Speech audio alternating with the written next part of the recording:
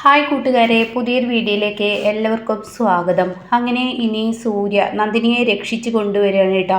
അപ്പോൾ ഈ സമയം ഗംഗയുടെ പദ്ധതികൾ അവിടെ പാളിപ്പോവുകയാണ്. ഗംഗക്കാണെങ്കിലോ വലിയ ദേഷ്യം വരികയാണ് കേട്ടോ. ഈശ്വര, തൻ്റെ ഭർത്താവിനോട് താൻ ഇനി എന്താണ് പറയുക? അതിനുത്തരം നൽകാൻ തനിക്ക് കഴിയില്ലല്ലോ. തൻ്റെ ഭർത്താവാണെങ്കിലോ ജാമ്യത്തിൽ ഇറങ്ങണമെങ്കിൽ ഈ പറയുന്ന പത്മയുടെ വീട്ടിൽ ആരെങ്കിലും ഒരാൾ മരിക്കണം. അതാണെങ്കിലോ താൻ എത്ര നോക്കിയും കണ്ടുമാണ് പദ്ധതി തയ്യാറാക്കിയത്. പക്ഷേ എത്ര വലിയ ഗുണ്ടയാണ് താൻ ഏൽപ്പിച്ചത്, എന്നിട്ടും താൻ പരാജയപ്പെട്ടു പോയല്ലോ എന്ന ആ കുറ്റബോധം ഗംഗയിൽ വരികയാണ് കേട്ടോ.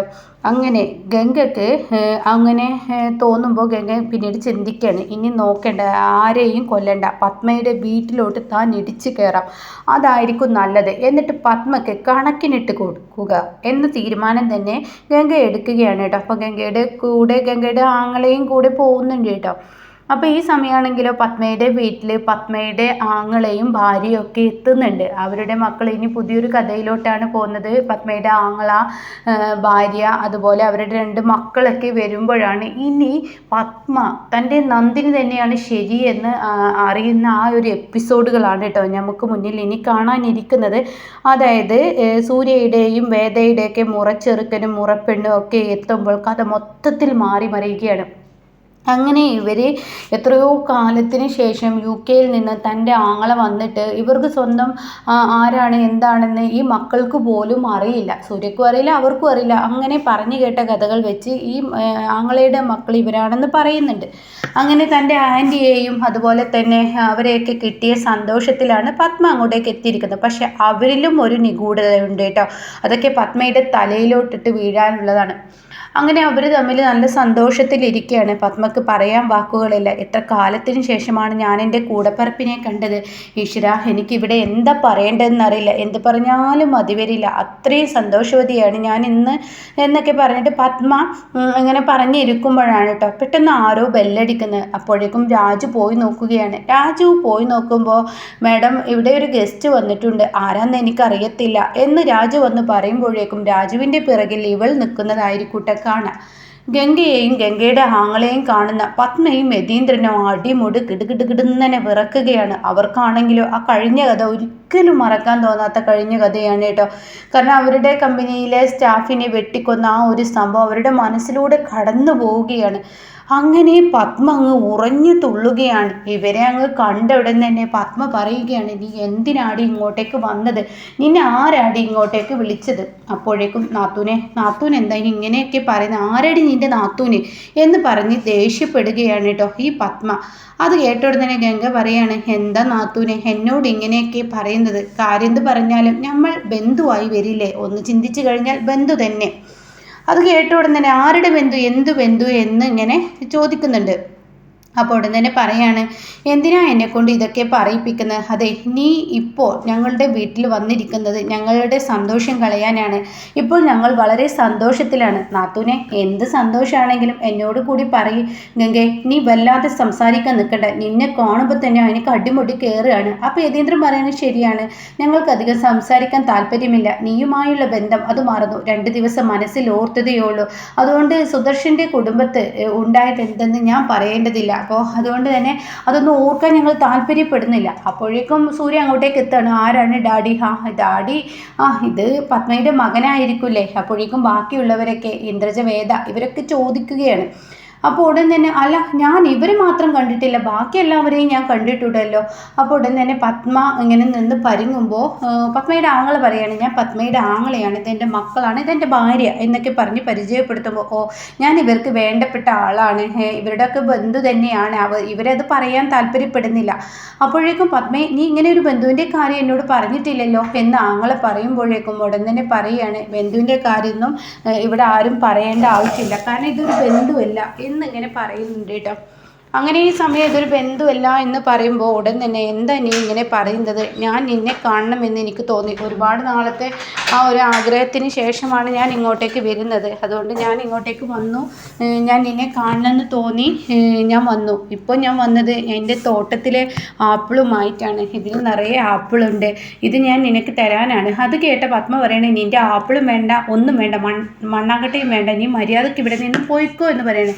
ആ സമയം പത്മ പറയണേ, എന്താ പത്മ ഇത് പറയുമ്പോൾ ഗംഗ പറയണ നീ അങ്ങനെയൊന്നും പറയല്ല പത്മേ, തെറ്റാർക്കും പറ്റാം, കാലം മറക്കാത്ത തെറ്റുകളില്ലല്ലോ, അങ്ങനെയൊക്കെ ചിന്തിച്ച് പത്മേ നീ എന്നോട് അടുക്കൂ, എനിക്ക് കുറ്റബോധമുണ്ട്, അങ്ങനെയൊക്കെ സംഭവിച്ചില്ല, എൻ്റെ ഭർത്താവും അത് പറയുന്നുണ്ട് എന്നൊക്കെ ഇങ്ങനെ പത്മയോട് ഗംഗ പറയുകയാണ് കേട്ടോ. അങ്ങനെ ഈ സമയം യതീന്ദ്രൻ പറയാണ് പത്മേ ഇവിടെ വഴക്ക് വേണ്ട, ഇവളെന്തിനാ വന്നു വെച്ചാൽ വന്നത് കഴിഞ്ഞ് അങ്ങ് പോയിക്കോട്ടെ, എന്താ ഗംഗേ നിനക്ക് വേണ്ടത്, നീ എന്താണെങ്കിലും കാര്യം പറ. അയ്യോ ഞാൻ വെറുതെ വന്നതാ, ഇവിടുത്തൊക്കെ സുഖവിവരങ്ങൾ എന്നെ അറിയണമെന്ന് എനിക്ക് തോന്നി, അത് അറിയാൻ വേണ്ടി ഞാൻ വന്നു, ഇനി ഞാൻ വന്ന പാടെ ഞാൻ പോകുന്നു, എനിക്ക് പ്രത്യേകിച്ചൊന്നുമില്ല, പക്ഷേ ഞാൻ എൻ്റെ വീട്ടിൽ കൊണ്ടുവന്ന ഈ ആപ്പിളെല്ലാം ഇവിടെ വെക്കണമെന്ന് എനിക്ക് തോന്നുന്നു, എൻ്റെ തോട്ടത്തിലുണ്ടായതാണ്, പ്രത്യേക മധുരമാണ്, അതുകൊണ്ടാണ് ഞാൻ അങ്ങോട്ടേക്ക് കൊണ്ടുവന്നത് എന്ന് പറഞ്ഞിട്ട് ഗംഗ അവിടെ നിന്ന് ഇറങ്ങുമ്പോൾ ആ ഒരു ആപ്പിളിലാണെങ്കിലോ അതിൽ കുറച്ച് ആപ്പിളിൽ വിഷം നൽകിയിട്ടുണ്ടാവും കേട്ടോ. പകുതി ആപ്പിളിൽ വിഷം ഉണ്ടാവും, പകുതി ആപ്പിളിൽ വിഷമില്ല.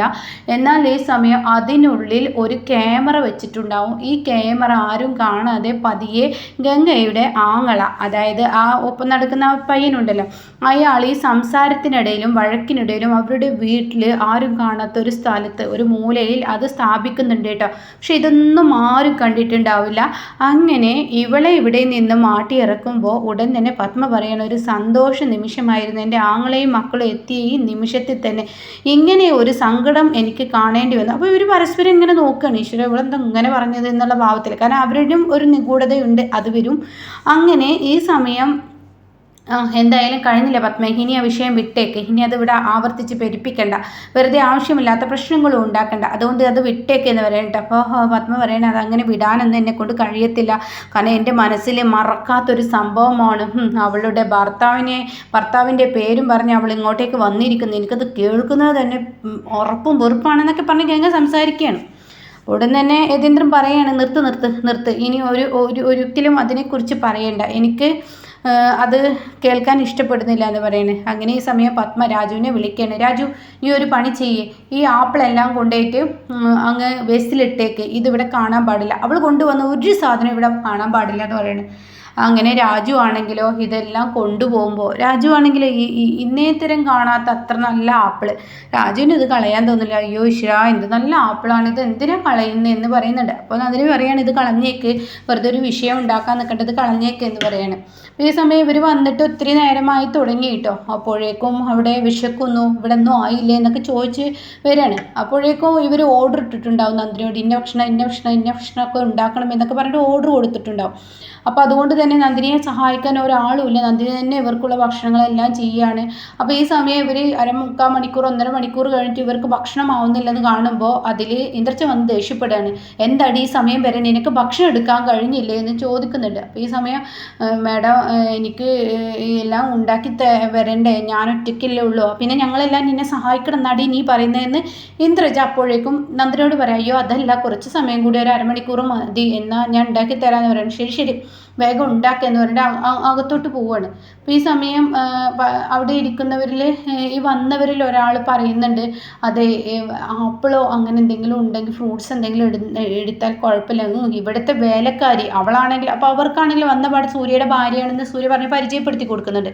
അപ്പം തന്നെ ഈ പത്മയുടെ മകള്, അതായത് ആങ്ങളയുടെ മകള് പത്മയുടെ അത്ര സ്വഭാവ ഗുണമാണ്, അവൾക്കിങ്ങനെ കയറുകയാണ്. തൻ്റെ ഉദ്ദേശം പത്മയുടെ മകനെയും ഈ പറയുന്ന മകളെയും തൻ്റെ വീട്ടിലോട്ട് കൊണ്ടുപോയി അവരുടെ സ്വത്തൊക്കെ എടുക്കുക എന്നുള്ളതാണ്.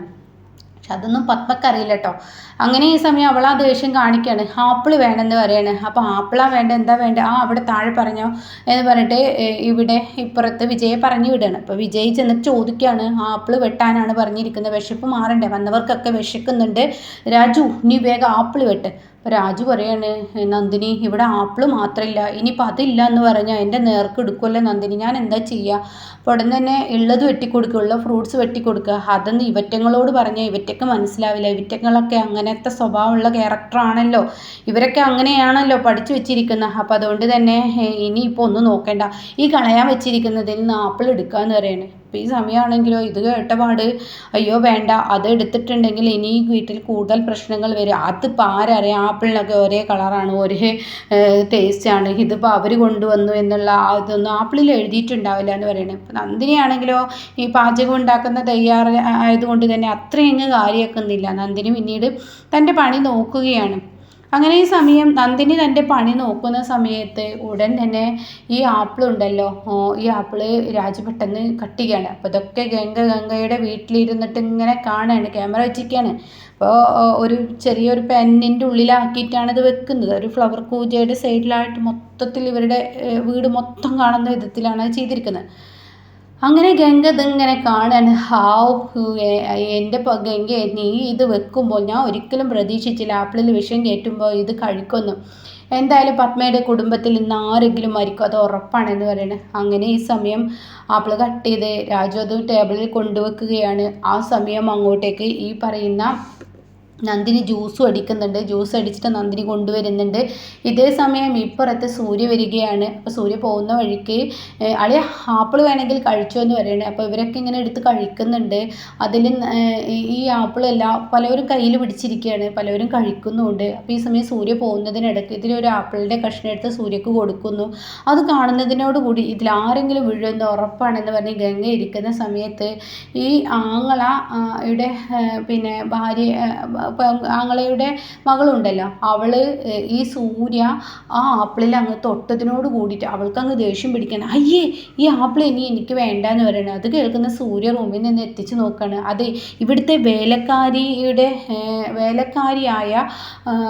വേലക്കാരിയുടെ കൂടെ നടത്തുന്ന ഒരുത്തനുണ്ടല്ലോ, അതായത് വേലക്കാരിയുടെ ഭാര്യ എന്ന് പറഞ്ഞ് നടക്കുന്ന അവൻ ഈ ആപ്പിളിൽ തൊട്ടിട്ടുണ്ട്. അത് സൂര്യ ഉദ്ദേശിച്ചാണ്. അതുകൊണ്ട് എനിക്ക് ഈ ആപ്പിൾ വേണ്ടാന്ന്. അപ്പോഴേക്കും സൂര്യക്ക് ദേഷ്യം പിടിച്ച് സൂര്യ അങ്ങോട്ട് വരുമ്പോഴേക്കും നന്ദിനി പിടിച്ച് വലിച്ച് കൊണ്ടുപോവാണ്. ഇതേ സമയം ഇവളുടെ അച്ഛൻ എന്ത് ചെയ്യും, പത്മയുടെ ആങ്ങള അതിൽ നിന്ന് ഒരു ആപ്പിൾ എടുത്ത് കഴിക്കുകയാണ്. കഴിച്ചതേ ഉള്ളൂ, ചങ്കിലോട്ട് അങ്ങ് വെച്ചതേ ഉള്ളൂ, അയാൾ ചോര ഇങ്ങനെ ഛർദ്ദിച്ച് തുടങ്ങണം കേട്ടോ. നിർത്താതെ രക്തം വന്നുകൊണ്ടിരിക്കുകയാണ്. ഇവർക്ക് ആകെ പേടിയാവണം, എന്ത് ചെയ്യേണ്ടതെന്ന് അറിയില്ല. അപ്പോഴേക്കും അയ്യോ എൻ്റെ അച്ഛൻ എന്ന് പറഞ്ഞിട്ട് എല്ലാവരും ഇതാവുകയാണ്. അങ്ങനെ അയാൾ മരണത്തിലോട്ട് പോവാണ് കേട്ടോ. ഇത് കണ്ട് ഗംഗയുടെ വീട്ടിലിരുന്ന് ചിരിക്കാൻ കേട്ടോ. അപ്പോൾ ഇനി എന്തായാലും പത്മയുടെ വീട്ടിൽ ഓരോരുത്തരെ ഗംഗ നശിപ്പിക്കാൻ പോവുകയാണ്. അപ്പോൾ അതിന് തടയിടുന്നത് ഈ നന്ദിനി തന്നെയാണ് കേട്ടോ. അപ്പോൾ ഇതിനെക്കുറിച്ചൊക്കെ റിവ്യൂ പറയാവേ. അപ്പോൾ ഇതുപോലെ അപ്കമിങ് റിവ്യൂസ് കേൾക്കാൻ താല്പര്യമുള്ളവർ ചാനൽ സബ്സ്ക്രൈബ് ചെയ്തിട്ടാൽ ഞാൻ എടുത്ത വീഡിയോയുടെ നോട്ടിഫിക്കേഷൻ നിങ്ങൾക്ക് ലഭിക്കും കേട്ടോ.